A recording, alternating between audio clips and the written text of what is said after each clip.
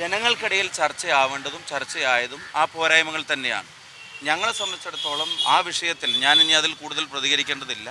എല്ലാ ദിവസവും ആ വിഷയം തന്നെ പറഞ്ഞുകൊണ്ടിരിക്കേണ്ട കാര്യമില്ല. വളരെ സ്ട്രിക്റ്റ് ആയിട്ടുള്ള നടപടി കോൺഗ്രസ് പാർട്ടി എടുത്തിട്ടുണ്ട്. അത് ജനങ്ങളുടെ മുമ്പിൽ കണ്ടതാണ്. അതിനെ സംബന്ധിച്ച് ഒരു പാർട്ടി എന്നുള്ള നിലയിൽ ചെയ്യാൻ കഴിയാവുന്ന എല്ലാ കാര്യങ്ങളും കോൺഗ്രസ് ചെയ്തിട്ടുണ്ട്. ബാക്കി നിയമപരമായ കാര്യങ്ങളാണ്. അത് അതിൻ്റെ വഴിക്ക് പോട്ടെ. ഞങ്ങൾ ജനങ്ങളോട് പറയാൻ ശ്രമിച്ചത് നഗരഭരണത്തിൻ്റെ വീഴ്ചകളാണ്, സംസ്ഥാന ഭരണം നടത്തുന്ന വീഴ്ചകളാണ്, ശബരിമല ഉൾപ്പെടെയുള്ള വളരെ സീരിയസ് ആയിട്ടുള്ള ഈ ഒരിക്കലും ന്യായീകരിക്കാൻ കഴിയാത്ത CPM-ൻ്റെ അണികൾക്കോ അതിൻ്റെ പ്രാദേശിക നേതാക്കന്മാർക്കോ പോലും യോജിപ്പില്ലാത്ത തരത്തിൽ ഒരു സർക്കാർ സംവിധാനം ഇങ്ങനെ ഇറങ്ങി നിന്ന് അയ്യൻ്റെ സ്വർണം കവർന്നതുൾപ്പെടെയുള്ള വിഷയങ്ങളാണ് ജനങ്ങൾക്കിടയിൽ ഞങ്ങൾ ചർച്ചയാക്കിയിട്ടുള്ളത്. ഇപ്പോൾ തെരഞ്ഞെടുപ്പിൻ്റെ അജണ്ടകൾ അതൊക്കെയാണ്. അതനുസരിച്ചായിരിക്കും ജനങ്ങൾ വോട്ട് ചെയ്യേണ്ടത്, അതനുസരിച്ചായിരിക്കും ജനങ്ങൾ വോട്ട് ചെയ്യുക. പാർട്ടി എന്നുള്ള നിലയ്ക്ക് ചെയ്യാൻ കഴിയാവുന്ന കാര്യങ്ങൾ കോൺഗ്രസ് പാർട്ടി ചെയ്തിട്ടുണ്ട്.